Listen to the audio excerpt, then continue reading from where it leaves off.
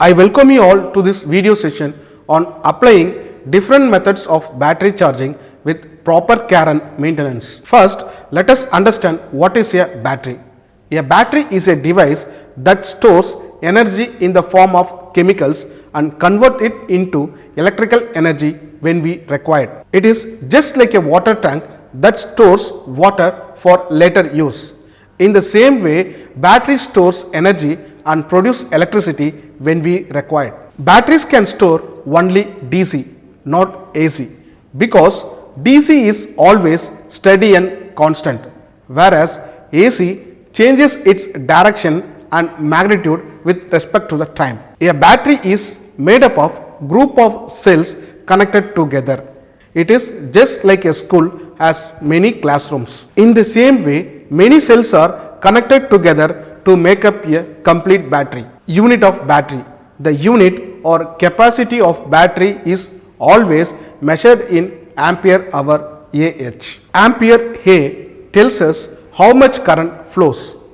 R H tells us for how long it can give that current. For example, 10 AH battery can give 10 amperes for 1 hour, or 5 amperes for 2 hours, or 2 amperes for 5 hours, depends upon the load. Types of cells in batteries. There are two types of cells, primary cells and secondary cells. Primary cells, these are use and throw type batteries. Once they are used, they cannot be recharged again. They give electricity as long as chemical inside can react. When the chemicals are used up, the battery stops working. They are light, cheap, and used for the devices that requires small amount of power. Examples are dry cells in TV remotes and clocks, button cells in watches and calculators. Types of primary cells: voltaic cell, carbon zinc cell,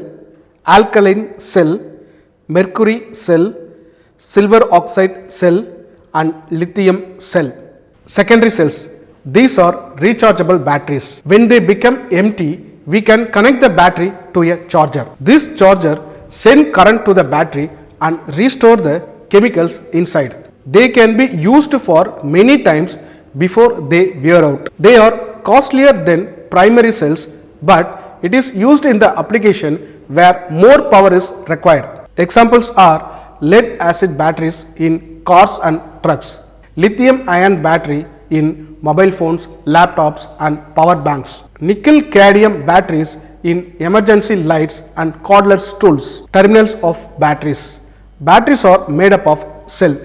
Each cell has its own positive and negative terminals. The positive and negative terminals of all cells are interconnected to provide a common positive and negative terminals for the entire battery. The positive terminal is usually marked with plus sign and often as a red color. The negative terminal is usually marked with minus sign and often as a black color. Here, electric current flows from positive terminal through the connected device or load and back to the negative terminal. If we connect the wires to the wrong terminals, it can damage the equipment or the battery. Electrolyte in batteries. The electrolyte is a special liquid or paste inside a battery that helps to produce electricity. It allows to flow of electric charge between positive and negative plates of the battery. It acts as a dielectric medium between positive and negative plates, allowing the chemical reaction to take place and enabling the flow of electric current through the external circuit. In lead acid battery, the electrolyte is a mixture of sulfuric acid and distilled water. This acid reacts with the plates and start a chemical process that creates an electrical energy. Without the electrolyte, the chemical reaction would not happen and the battery could not store or supply power. Now, let us discuss charging methods of battery. The different charging methods are constant voltage charging, constant current charging, and trickle charging. Constant voltage charging. Here, the battery charger supplies fixed voltage such as 12 volt for a lead acid battery. The charging current decreases automatically as the battery gets closer to the full charge. Suppose a 12 volt battery has only 10 volt. When it is connected to 12 volt battery charger, there is a 2 volt difference between charger and battery. This 2 volt makes the charging current high. As the battery charges, the voltage gradually increases from 10 volt to 11 volt. Now, the voltage difference between the charger and the battery is 1 volt. So, the charging current decreases automatically. When the battery voltage reaches close to 12 volt, the voltage difference becomes very small. So, the charging current will also be low. In this method, a constant 12 volt is maintained to charge the battery throughout this process.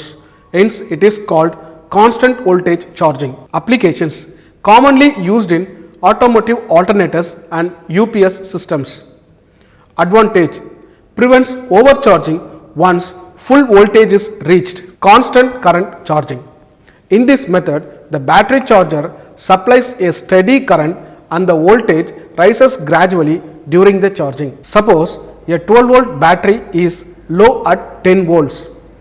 When it is connected to the battery charger, the charger increases its output voltage to about 14 volt to push the set current into the battery.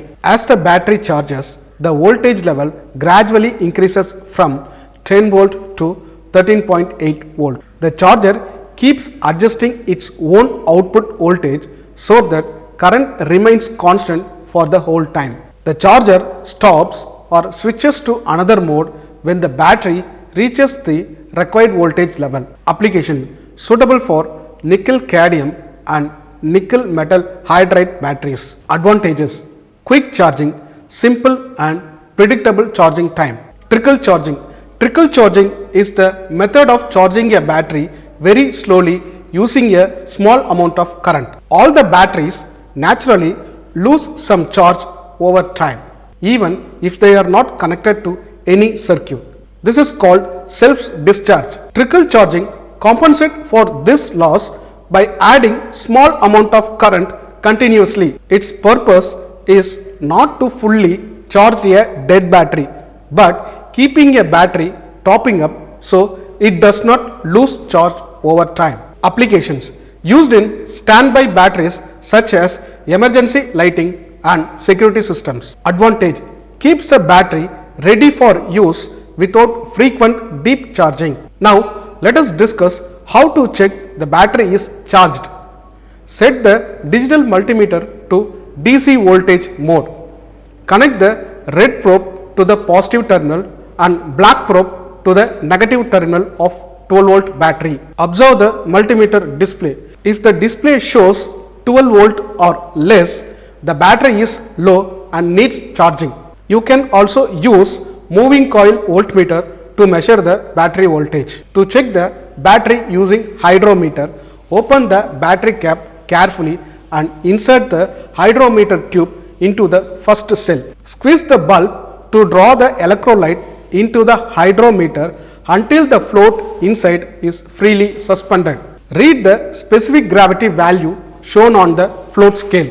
A reading between 1.265 and 1.275 means the cell is fully charged, and the reading between 1.225 and 1.240 indicates about 75% charge. A reading between 1.190 and 1.210 indicates 50% charge.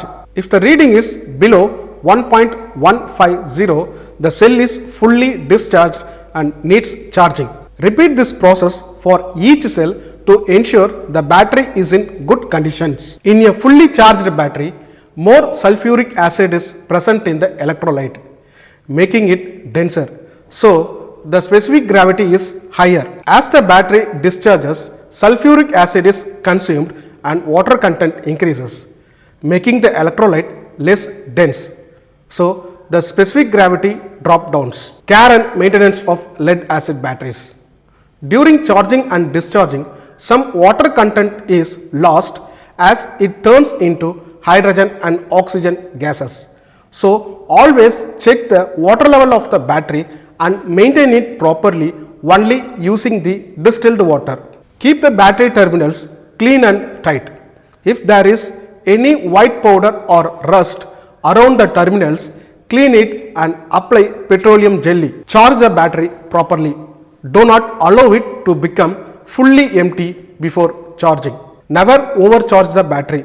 Stop the charging when the battery is full. Charge the battery in a place where there is good ventilation. Keep it away from sparks and fires. Do not connect more load than the battery can handle. Too much load can damage it. If the battery is not used for a long time, keep it fully charged by giving a small amount of current every month. So far in this video, we have discussed how to apply different methods of battery charging with proper care and maintenance. Thank you for watching.